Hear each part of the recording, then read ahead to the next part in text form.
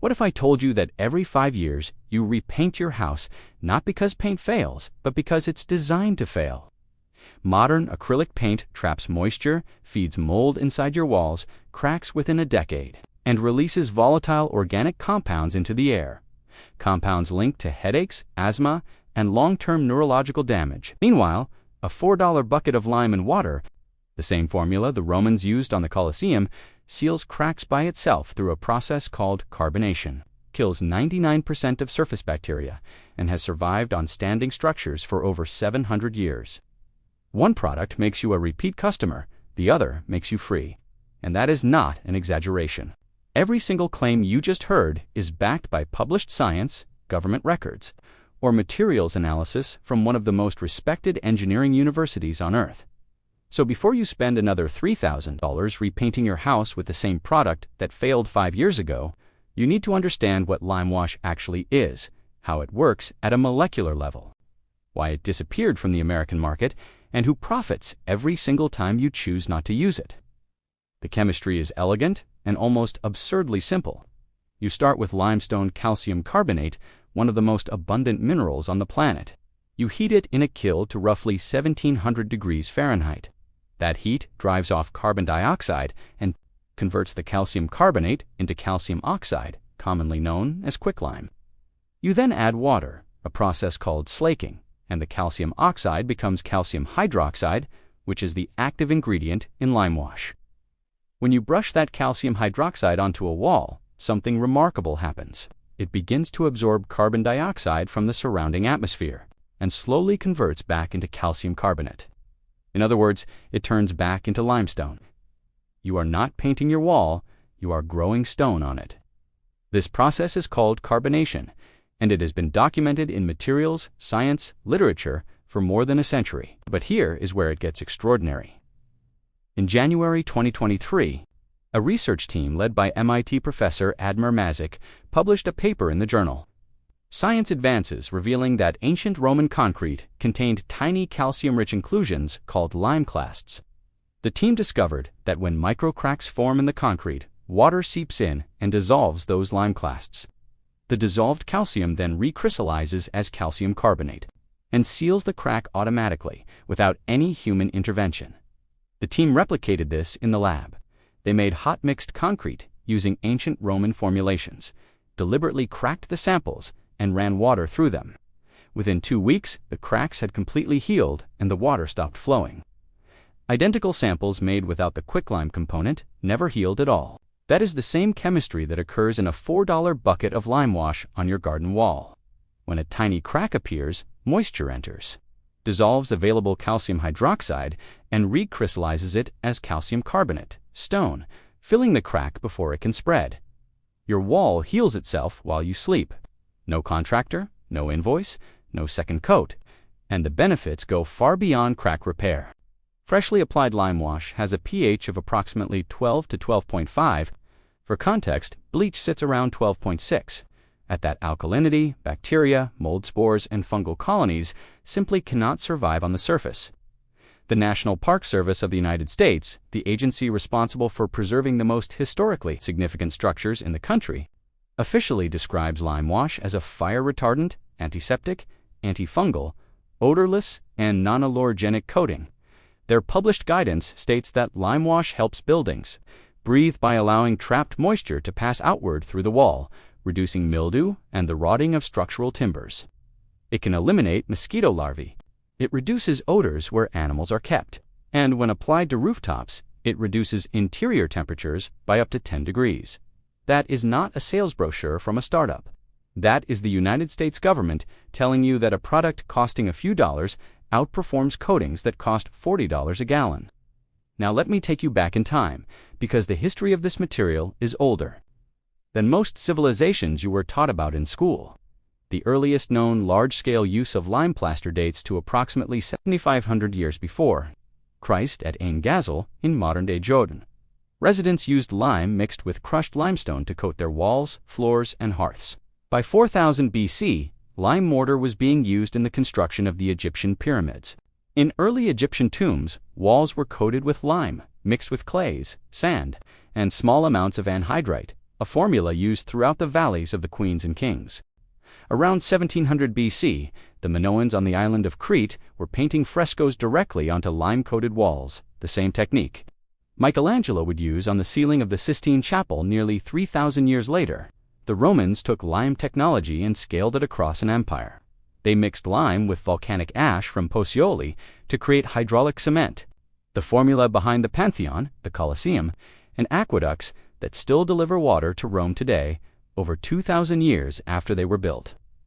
The Great Wall of China used lime mortar bonded with glutinous rice because volcanic ash was unavailable in the region. The Alhambra Palace in Granada, completed in the 15th century, is covered in lime plaster, so intricately carved it looks like lace. And then there's the Black Plague. When the plague swept across Europe beginning in 1348, killing an estimated 75 to 200 million people, communities discovered through trial and error that limewashing interior and exterior walls reduced the spread of disease. They did not understand germ theory. They did not know what bacteria were, but they observed that buildings coated in lime had lower mortality rates. A 19th century Columbia University study of limewash practices documented that once stables were limewashed, they never had to be disinfected again. The alkalinity of the lime created an environment in which pathogens could not survive. Greek island villages, Santorini, Mykonos, remain white to this day, not for aesthetics alone, but because lime washing was a public health measure that saved lives for centuries. In colonial America, limewash was the standard wall coating on plantations, homesteads, churches, and public buildings. Ingredients were locally sourced, limestone from natural deposits, lime burned from local shell beds. The formula was passed from generation to generation. Thomas Jefferson's Monticello, the original White House, both lime-finished structures. Limewash was not a primitive substitute for paint. It was the dominant coating technology on Earth for roughly 9,000 years. So the real question is not why limewash works. The question is why you have never heard of it. The answer begins after World War II. In 1934, German chemists at the Röhm and Haas Company developed the first acrylic polymer resins. By the late 1940s, those resins were being adapted into commercial paint formulations. Latex paint, a water-based emulsion containing synthetic acrylic or vinyl polymers derived from petrochemicals, arrived on the American market in the 19th. It dried faster than oil-based paint. It cleaned up with soap and water. It came in bright, consistent colors, and critically, it could be manufactured at industrial scale by companies already invested in petrochemical infrastructure. The post-war economic boom created millions of new suburban homes, and the paint industry positioned latex and acrylic coatings as the modern, convenient choice. Sherwin-Williams, founded in 1866, had already established itself as a dominant American paint brand. DuPont, a chemical conglomerate with deep roots in petrochemicals, was producing coatings for the automotive and architectural markets. The introduction of titanium dioxide as a white pigment, replacing the toxic lead that had been standard, gave these companies a powerful marketing narrative. New, safe, modern, and limewash, handmade, regional, low-margin, and impossible to patent, was quietly left behind. Not because it failed, because it could not generate recurring revenue. Modern acrylic paint is engineered to last between 5 and 10 years on an exterior wall. Better Homes and Gardens, Home Advisor, and virtually every major home improvement publication in America will tell you the same number. Repaint every 5 to 10 years. That is not a flaw. That is a business model. If the average exterior paint job costs between $3,000 and $7,000, according to current U.S. estimates, and the average American homeowner repaints twice per decade, the lifetime revenue generated from a single house is extraordinary. Multiply that across 140 million housing units in the United States, and you begin to see the shape of the machine. The global paints and coatings market was valued at approximately $222 billion in 2025. According to market analyses published by Maximize Market Research and Globe Newswire, over 1 billion gallons of paint are sold in the United States every single year. Of that, more than 78 million gallons go unused and become waste, according to the Product Stewardship Institute. That is enough leftover paint to fill over 100 Olympic swimming pools every year in one country alone. And the environmental cost does not stop at waste. The EPA states that volatile organic compounds, chemicals released as gases from liquid paint, are found at concentrations 2 to 5 times higher indoors than outdoors, and during activities like painting or paint stripping, levels can spike to 1,000 times the outdoor baseline. Health effects documented by the EPA include eye, nose, and throat irritation, headaches, nausea, dizziness, damage to the liver, kidneys, and central nervous system, and confirmed or suspected carcinogenicity in some compounds. You apply this product inside the rooms where your children sleep. Meanwhile, a 2025 systematic review published in Environmental Science and Technology found that paint is now modeled to be one of the largest sources of microplastic pollution on Earth.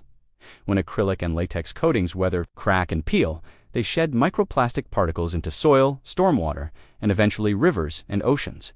Estimated global paint microplastic emissions reach up to 1,857 kilotons per year.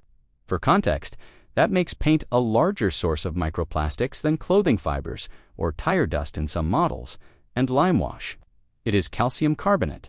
Aitite is calcium carbonate. It is groundstone. When it weathers, it returns to the earth as mineral powder.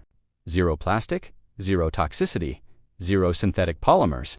Now, if you want to try this yourself, the process is almost comically simple. You need one ingredient from a hardware store, Typees, hydrated lime. A 50-pound bag at Home Depot costs roughly $10 to $12. That single bag will make enough lime wash to coat the interior of an average-sized home multiple times over. The ratio is straightforward. Mix approximately 1 part hydrated lime to 2 parts water by volume. Stir until you reach the consistency of heavy cream. Some people let the mixture sit overnight. This is called slaking, which improves workability and adhesion. Apply the first coat with a large masonry brush or a thick nap roller. The coating will look almost transparent when wet. Do not panic. As the water evaporates and carbonation begins, the white mineral finish emerges. You will want 3 to 5 coats for a solid luminous finish, allowing each coat to dry for at least 24 hours before applying the next. Mist the previous coat lightly with water before applying the next one. This activates the carbonation bond between layers and locks them together chemically rather than mechanically. If you want color, use natural mineral pigments, iron oxides for warm earth tones, ultramarine for blue, raw umber for brown. Mix the pigment into the lime wash before application. Avoid using modern acrylic tints. They interfere with the carbonation process and reduce breathability. Common mistakes include applying coats too thickly, painting in direct hot sunlight which causes the water to flash off before carbonation can begin, and using the wrong type of lime. You want hydrated lime, not agricultural lime, and not quicklime, which is dangerously caustic in its raw form. Wear gloves. And eye protection during mixing wet lime at pH 12 is an irritant. That is the entire process. No primer, no sealer, no petrochemicals, no VOCs, no microplastics. A coating that bonds to masonry at a molecular level, heals its own cracks, kills biological contaminants on contact, and has protected standing structures for millennia. For approximately $4 worth of material per room. So let me leave you with a question that I think deserves an honest answer. The global paint industry generates over $200 billion in annual revenue. That revenue depends on one assumption, that you will repaint every 5 years, every 10 years for the rest of your life and the life of your children. They need the coating to fail. They need you to come back. And for 70 years that model has worked perfectly, because the alternative was buried under marketing budgets larger than the GDP of small nations. Lime wash is not a trend. It is not a hack. It is not a rustic aesthetic for farmhouse Instagram accounts. It is the oldest, most tested, most proven wall coating in the recorded history of human civilization. It was used on pyramids. It survived plagues. It built empires, and it costs less than lunch. The science is published. The government recommends it. The chemistry is self-healing. The material is non-toxic. And the only reason it is not on every wall in America is that no corporation can build a quarterly earnings report on a product you buy once and never need again. Now you know. So the next time your paint cracks, your walls grow mold, and a contractor hands you a $5,000 estimate, remember that there is a 50-pound bag at your nearest hardware store that does everything their product cannot, and it has been doing it for 9,000 years. What you do with that information is up to you.